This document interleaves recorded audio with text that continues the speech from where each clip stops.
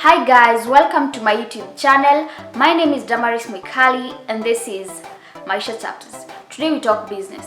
Just how does a small business survive in Kenya, Africa? Let's find out. You see, immediately the first case of coronavirus was confirmed in Kenya, there was a lot of uncertainty. People feared for their jobs, for their businesses, and any decision you would have made at that time could have affected you negatively or positively. So everyone was trying their best to just keep calm and do something that will not affect them negatively. And people that have businesses were not left out because you want to survive. And I remember a quote, I think it's by Jack Ma, who was just saying, at this time you don't even need to make profits, you just need to survive as a business. But truth is, when you're out there doing a business, you do not want to barely survive. You want to make profit, you want to generate profits, because that is why you even opened the business in the first place. So you had to make smart decisions. But you see, the pandemic and the coronavirus just came like this huge thing, and then you have this tiny business and then it comes crushing it, and it goes with all your dreams, your visions, and everything that you've worked for to just put that small kiosk could have gone down the drain. And I, as an owner of a business, I was not left behind. There are some decisions I made at that time that negatively impacted my business. See, what was going on at that time, we were being told by financial experts we do not want to spend a lot, we want to minimize on our expenses. So what did I do? I did not buy stock for almost 1 month, and this costed me, because instead of holding the money for a little time, and then after the coronavirus has already spread and I know how it can affect my business, I should have made a decision there. But I waited for a long time, and it was a long time to elapse, and it negatively affected my business. But I had to sit down and just do something that will turn around the business and get it back on its feet. So what did I do? So the first thing I did was to re-strategize. I had to sit down and think and do things differently, because if I continued doing things the same way, I would have gotten the same results. So I sat down and I figured out how I can reinvest with the money I was getting at that time. And then tough time call for tough measures. They say necessity is the mother of all invention. So I had to do things differently at that particular time. So what did I do in my strategizing? So I introduced a product that did well at that particular time. So you need to stay afloat. So what do? You introduce a product that is as per the current market trends, needs, and demand at that time. The next thing you need to do is cut on expenses. And I know when I say this, people are thinking things to do with slashing employees' salaries and so on and so forth.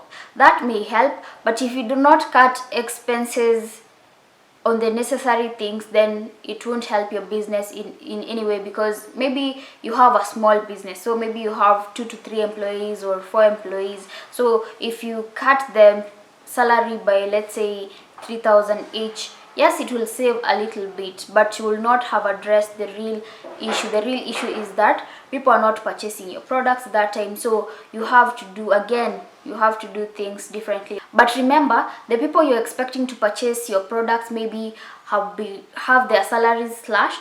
So that means the purchasing power has gone down. So you have to really think on the expenditure that is really necessary for you to cut. Another thing to do is to stock according to the demand. You do not want your money held up in things that are slow moving, because it will cost you, because you won't have money to purchase another new stock. Again, you have to check how you market your products. Again, when the pandemic was starting, people were not really invested in their looks. You will find that someone has gone with their hair unbraided. People are not visiting barber shops, and we were being advised not to because of the risk of exposure. But the people that were selling beauty products at that time, what I saw is that they were marketing their products differently. And I was watching this video by Joanna Kay, and it was really insightful. See, what they were doing now was to market their products differently. They were showing people tutorials of how to apply makeup and so on and so forth, because when people are staying at home, really it doesn't matter if they show up, but they really want now to take care of their skin. No one wants to stay home with cracked lips, you see. So when someone who is selling beauty products is selling according to the customer needs at that particular time. Another thing that I noticed is that people ventured into selling their products online, which really helped because a lot of people, you do not depend on walk-ins, in that you do not depend on someone to come and just walk into your shop, because again, even if you put all the necessary measures in place, they are afraid of contracting the virus. So what you do is embrace online marketing and deliveries, and it really helps because for someone who wants to purchase a product but can't because they don't want to move around, then you will take it to their doorstep.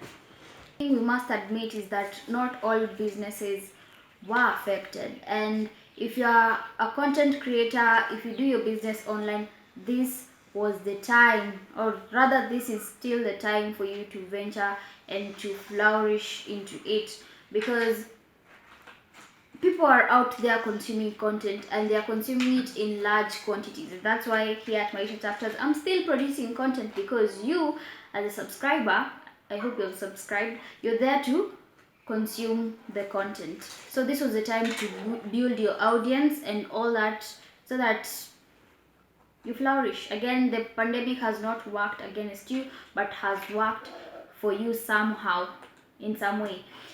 This is the time I saw celebrities come on board, create YouTube channels, and they're doing really well. And yeah, not all the times that we tend to blame on something when things are not working out. Sometimes you have to really admit that this was a really good time for content creators to put out their content out there. Then build your brand. You may not be making active sales, but you want to give value for your business. So what you do is that if maybe you're a freelance photographer, take great photos, put them on your website, let the people know what you do. So even after the pandemic, they may start looking for you because they have seen your work and they love it, and maybe they may be willing to give you business.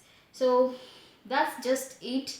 Let me know the mistakes you made. Let me know what you did during this pandemic for your small business to survive. Let us learn together. And as we say here at Maisha Chapters, we're all about doing life together.